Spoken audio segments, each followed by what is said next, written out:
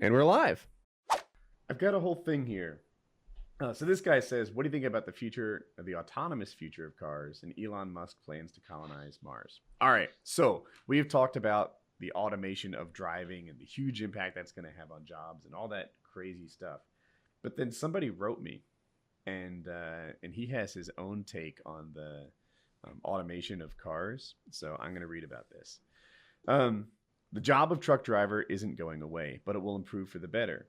To completely eliminate the job of commercial driver would require a 100% infrastructure change, not only to highways and residential streets, but modification of the delivery aspects of everything from big box stores to the mom and pop grocery store in rural Appalachia. Instead of the job of driver, it will change the title of operator. Commercial vehicles require 180-point federally mandated inspections daily, covering everything from tread depth and pressure on tires, the seal in the fuel tank, the cap not being worn, and also the fact that in order to maximize profits with fewer vehicles, companies will always try to obtain the longest length of haul possible, and trucks have to be fueled every 500 to 1,500 miles. He goes on, but basically he says for a while that trucks have to be monitored a ton. I could give you 100 other examples, but let's talk about how the job improves. Trucks will be automated on major highways. This will reduce driver error and allow drivers to better monitor equipment with built-in diagnostics, as well as cameras and all angles, giving the newly titled operator a better view of issues in his vicinity. The truck still has to be backed into docks. All of them are different.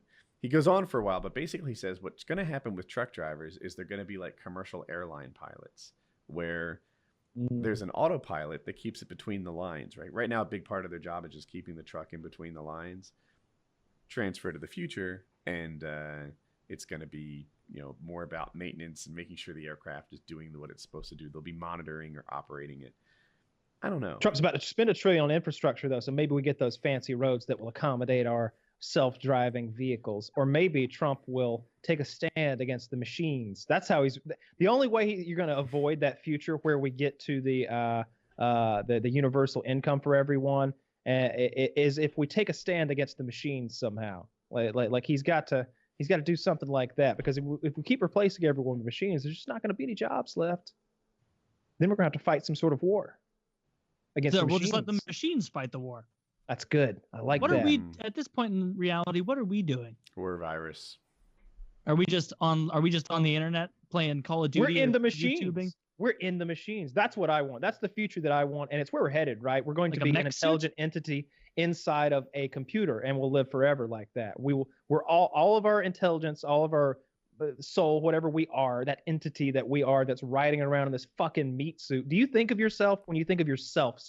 Do you think about that? Your brain matter? Do you ever think about, like, what am I? Like, what of me could you take away and I would still feel like me? If as long as my head's still here, I still feel like me. But do I even need my eyes and my senses? Like, if my brain were just here existing, I think I'd still feel like me. So if you can put that inside of a fucking machine, then I could live in a mech suit and do stuff, and then I could be like, you know what? I don't want to be here anymore, and I could just fucking blink my brain eyes and be on the other side of the world and in a server somewhere. I mean, that sounds interesting and horrifying. That's what's coming. We won't see that. No, of course not. What if they could That's capture disappointing. the current state of your brain, upload it to the net, and then you just exist like that forever?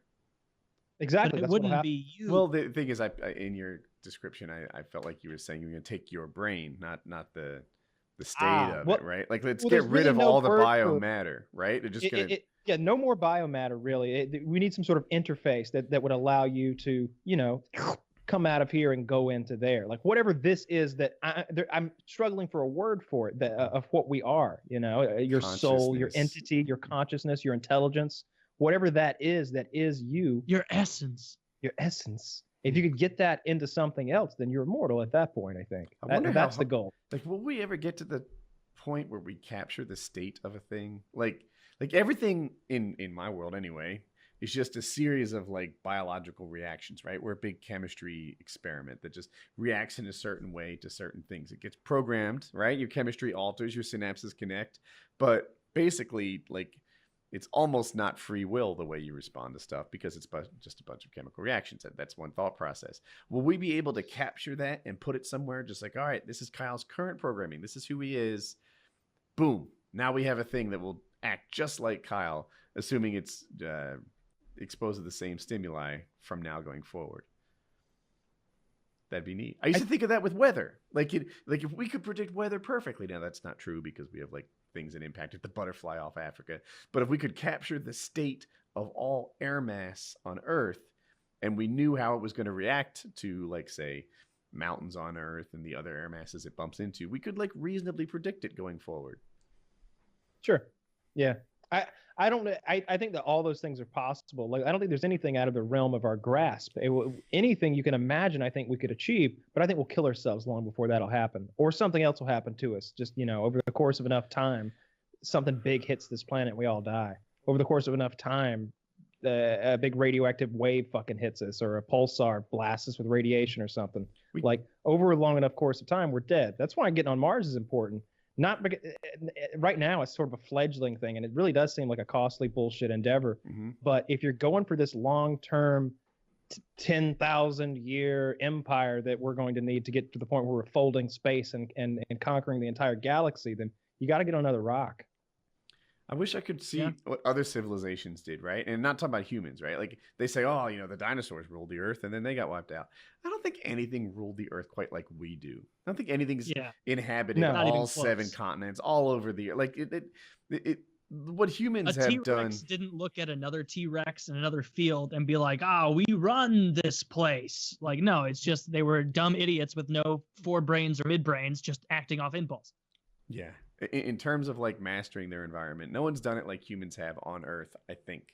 Right? There's no evidence that that's happened. Yeah, we had those Hobbit people. We stomped those bitches out, and we had the Neanderthals, raped the fuck out of them. That's what we do. And then it's us left over. If you think about the genetic material that's been compiled and compressed over time to create you and I and Taylor and anyone else who's alive right now, we are the result of the baddest motherfuckers that this planet has ever assembled. We are the baddest people there's ever been.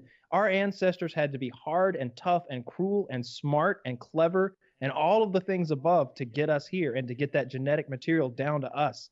Only the strong fucking survive. We are the product of a Spartan-like system, and not just among humans or among Europeans or among Americans, but among creatures. Like the mammals rose to the top, the primates rose to the top, and we rose to the top of them. It's really fascinating to think about it that way, of how special each of us are, and yet an elite meaningless group at the same time. First place in all of the apes and mammals, like and because those are the best of this planet. I feel like you set the chimps against the dolphins. Chimps win every time. Yeah, well, it depends on who gets home field advantage. Yeah. Well, the chimps will be in a lot of ways. Yeah. If you throw a bunch of monkeys in the ocean, those dolphins are gonna have their way with them. Yeah, They're gonna rape them. Yeah, they will rape them first. They're gonna rape them. That's what dolphins And last. do. The dolphins show no mercy. No, they do not. I've been watching a lot of monkey videos and seeing because I'm really fascinated by the intelligent monkeys that use tools and stuff, and the singing monkeys in the jungles and stuff. I've been watching a lot of monkey videos. I know Taylor likes that.